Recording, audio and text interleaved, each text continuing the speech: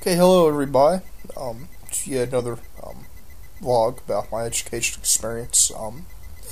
Today I'll be talking mostly about week 5 since the great gym collapse. You've been following the last 4, you'll understand what I mean when I'm saying that. Sorry again if it's confusing to you, but that's kind of how I conceptualize things time-wise.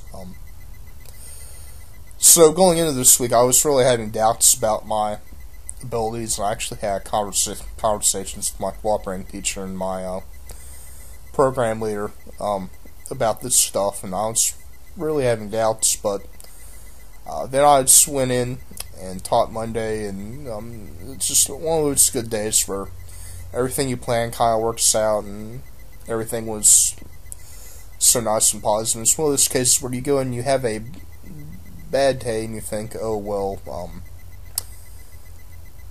you just think, how can I go on? But then you go in, you have another day following that, and it just puts you in a better frame of mind that, okay, maybe some previous things didn't go so well, but, today went well, we're still going and everything, it's still okay. So, I was very happy to have a good day. I had a really fun day with them on, what was it, I guess it would have been Thursday. Anyway, we changed it up. I've been doing a lot of different kind of chart activities where, okay, look in your textbook, fill out this chart, I'd intersperse that with some lecture, and I'd also throw in some looking at primary sources, and also, whenever possible, looking at visual sources and a lot of different stuff. I decided to do something a bit more different. I found something in a book that it was kind of a worksheet thing, but I thought, okay, I could really adapt this into a role-playing, almost kind of a, what's one of those TCI things, I forget what it's called, basically interactive activity that kind of puts you in the position of the people.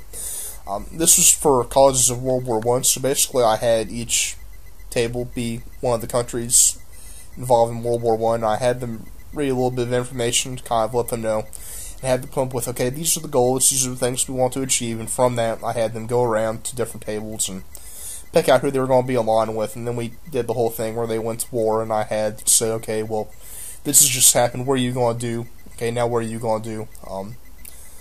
It was a really fun activity. I really liked the interaction there. I had wondered, okay, should I do this with my less well-behaved class, because will they not take it seriously?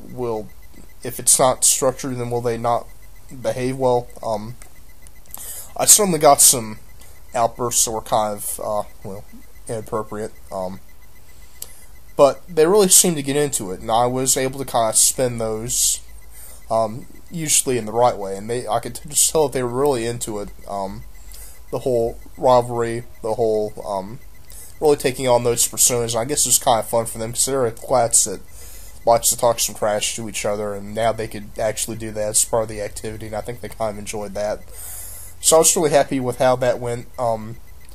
Like I said, a lot of kind of off-topic stuff came up. I tried to quell it as best I could, and it's one of those things where, okay, someone will say something, maybe one more person will respond to it, but then I'll put my foot down and that'll be it, and then there'll be something else later on, but I didn't feel like it was enough to really ruin the lesson. I think they got a lot out of it, so that was good.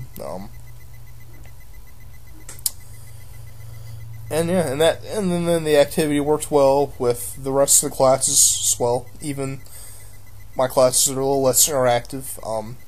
I had to, work a little more to draw it out of them, but it still worked alright for them too. Yeah, it was just a really fun activity. I thought it went really well, so I'm really happy about that. I'll look forward to seeing how it looks out when I assess them, if that's something that they really excelled on. We'll have to see about that. So yeah, I finished Imperialism this week, and I started World War I. For Imperialism, I did a traditional in-class test rather than a take-home. That's the one thing this week that really did get me down, because the results for that test were not good at all.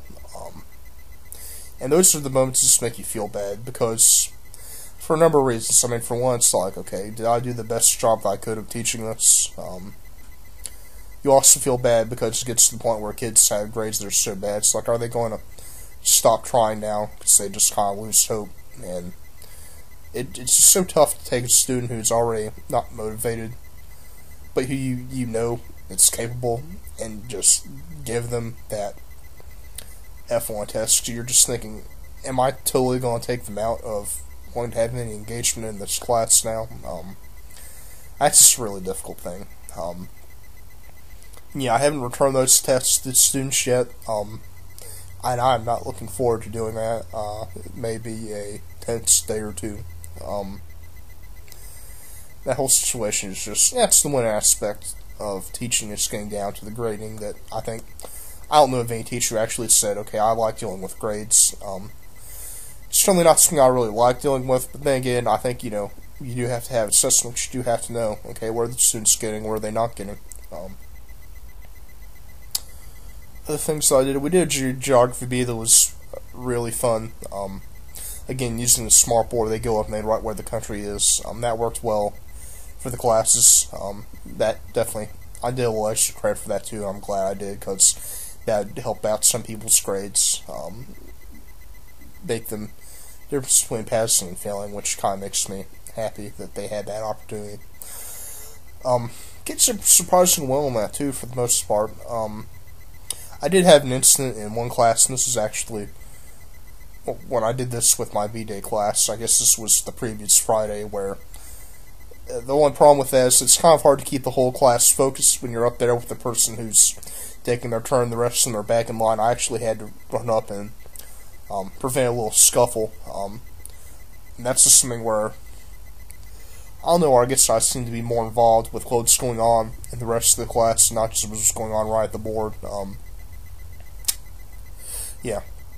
That was also a Friday, and lots of times by Fridays the kids are just kind of out of it, and I don't know, I guess I saw that I needed to make sure I was more aware of what's going on around in the rest of the class. That was another thing that week he got me worried about. Okay, well, what am I doing here? But it was nice to see that I went back Monday and those two kids didn't seem to have any problems with each other. So this is the week before spring break, so the last couple of days kids were kind of getting out of it. I think that because of that, the interactive thing I did, which was on the last 2 days before spring break, kind of helped out, because that was kind of something they could get into. And I also did a lot of visuals that day, and did a little bit of working with primary sources, real short quotes, and also showed a movie at the end of the day, which was appropriate because it helped show, okay, this is what World War I's like. I think that's it. Don't expect anything from me for this upcoming week. It is spring break, praise the Lord. I needed it, students needed it, couldn't have come at a better time. I may talk about a little something for this week, I don't know, just maybe talk about